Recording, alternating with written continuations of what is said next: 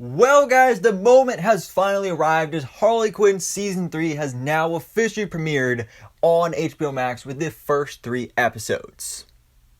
So in this video today, we are going to be talking about all 3 episodes of Harley Quinn Season 3's premiere, and then of course, after this we'll be getting weekly episodes till the end of the season, and I'll be doing weekly episode reviews and breakdowns on those. But today, since we got the first 3 episodes, we're just going to break them all down here, so we have a lot to talk about, so I'm not going to waste any more time. Guys, spoiler warning, if you haven't seen the episodes yet, if you've only seen like 1 or 2, don't worry, I'll give you the warning of like when we move on to the next episode, so you can just watch part of the video and then come back later, that whole thing. So I'm really excited for this because I loved Harley Quinn in the first 2 seasons, so I was really excited for Season 3, and it definitely lived up to the hype. So anyway, once again, final spoiler warning for Harley Quinn Season 3, Episode 1, but without further ado, let's jump into this and break down the first episode, which is titled HarlIvy, because that's their new kind of celebrity couple ship name here, is HarlIvy, and that's a big thing that we've been talking about going into the season, is that it's going to be all about Harley Quinn and Poison Ivy. Now that they're officially a couple, this season is all about them. And you can see that when we start off the season with the Eat, Bang, Kill tour, where they're basically in the honeymoon phase of their relationship. They just spent a couple weeks in the Fortress of Solitude, which actually the whole Eat, Bang, Kill tour storyline was tackled in a recent comic that is canon to this series, so definitely check that out. I haven't read it personally, but I would like to at some point. But anyway, after this, then they hop in Wonder Woman's invisible jet after getting kicked out by Superman, and then they go to Paris. They're doing prank calls, they're murdering people, they're going on vacations, they even kidnap Queen Elizabeth. It's just a whole lot of mayhem, just having a bunch of fun, and getting to see these two in action as the lovebirds that we know them as.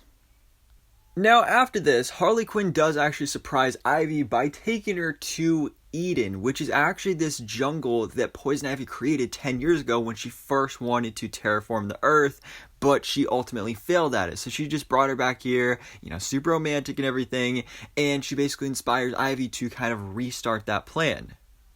But before they can get too far into it, King Shark and Clayface call, and turns out they're in Arkham Asylum. Gordon took them away after the wedding, and now Harley and Ivy have to go rescue them. Gordon actually planned it as an ambush, but luckily Harley and Ivy did have their porn star lookalikes to trick them, so they were able to sneak in, break out Clayface and King Shark. Fully mission success right here, but Harley does end up running into Amanda Waller, which then leads to her kidnapping her and taking her back to Eden. Now, we'll talk about that more in a second, but also in this episode, we have Jim Gordon running for mayor. He wants to be the new mayor of Gotham City. He's running against the current mayor. And Two-Face really living up to his name of Two-Face. At first, Gordon thinks he's his running mate until he switches sides to work with the current mayor, and then the current mayor ends up actually getting murdered and accidentally killed by Gordon. And so then Two-Face is back to working with Gordon, and now they're running for mayor together of Gotham City. And that's kind of the gist of what we get from Gordon and his whole mayoral storyline that we get in these first 3 episodes. But we did see, based on the trailer, that Joker is actually going to be running against him. So I'm definitely really excited to see that in the future. But another cool storyline that we have in this season is focusing on Clayface, which, to be honest, I haven't been the biggest fan of this more comedic take on Clayface with him being super actor mode. I mean, it makes sense with his origin in the comics of how he was a former actor and everything. But I love how they do it in this season because Clayface is auditioning for a James Gunn movie, and we actually have James Gunn here as James Gunn doing the voice and all that. And he is filming a Thomas Wayne biopic. So Clayface, unfortunately, he doesn't get cast in any of the roles for the movie, but instead actually gets cast as James Gunn's chair. So yeah, that's definitely an interesting job. But then going back to the whole Harley Quinn Poison Ivy storyline, back in Eden, again, Harley kidnapped Amanda Waller. This obviously isn't good, because then we get the involvement of the Suicide Squad, which we know for these past couple seasons, Amanda Waller has been trying to get Harley Quinn and Ivy on the squad, but they've just haven't been responding to her emails and all this stuff. So now Harley and Ivy have to battle the Suicide Squad. We get this great little animation here, getting a look at the Suicide Squad. We got Captain Boomerang, Killer Croc, Enchantress, Katana, and Deadshot, which is the exact lineup from the 2016 Suicide Squad movie, all the survivors of that film. And then I love how none of them are available because they're actually in Central America taking down a dictator, which is exactly what the Suicide Squad was doing in James Gunn's movie, which of course was a completely different lineup, but still cool little reference there, especially since we even have James Gunn in this episode. But the only character who could show up is Plastique, which hasn't been in any of the movies.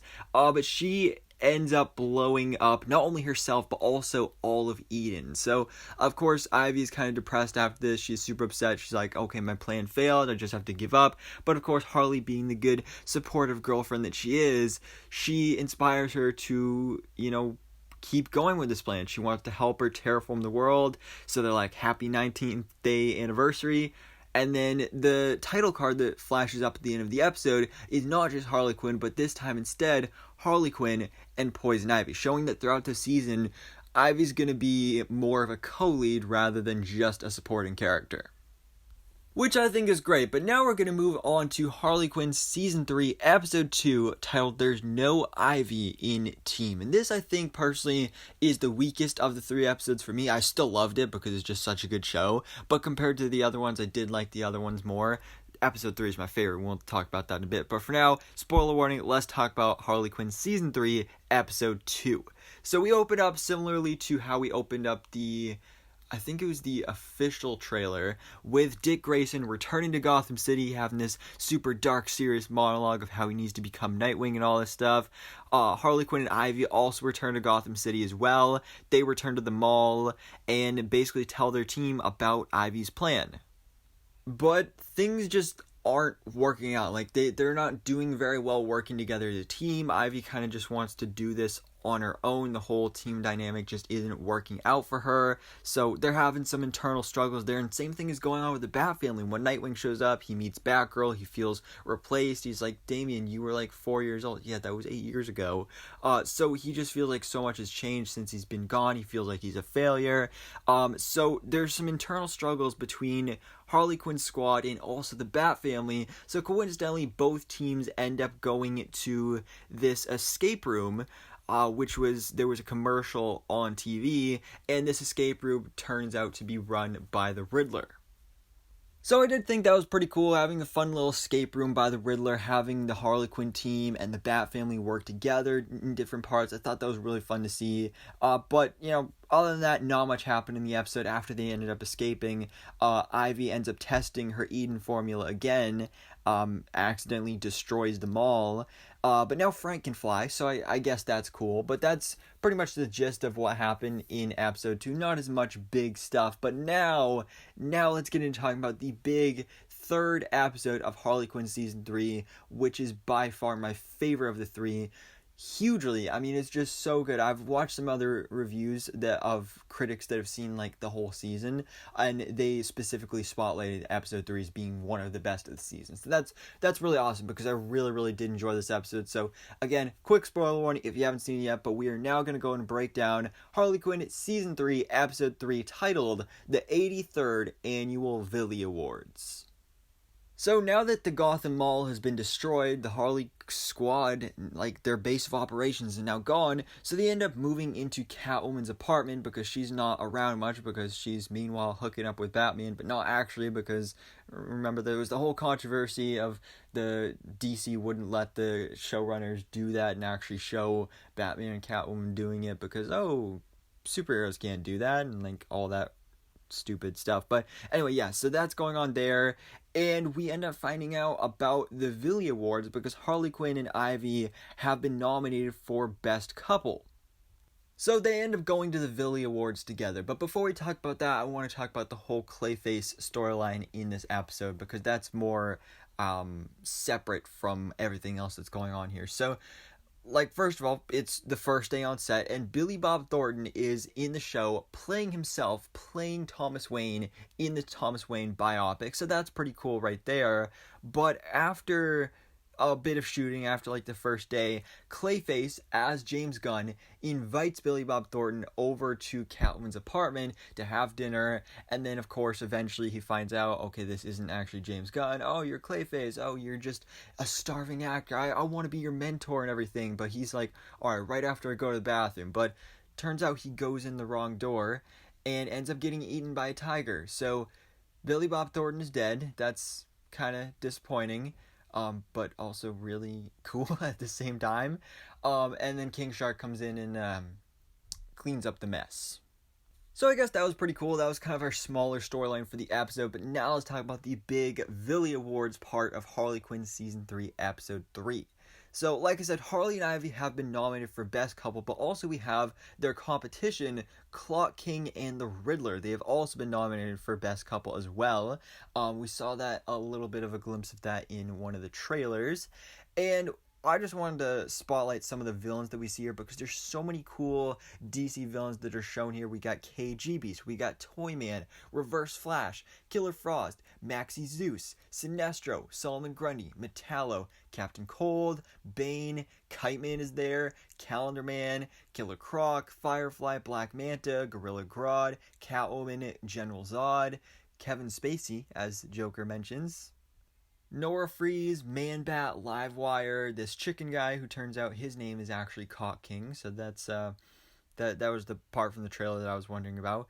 Dr. Trap, we have Codpiece, Parasite, Cheetah, Felix Faust is even there, but especially what I want to talk about is Kite Man. So this is super awkward because the seating chart specifically seats Kite Man next to Poison Ivy, so that's pretty awkward right there. But speaking of exes, Harley's ex is also there because turns out Joker's actually hosting the VILLY'S this year.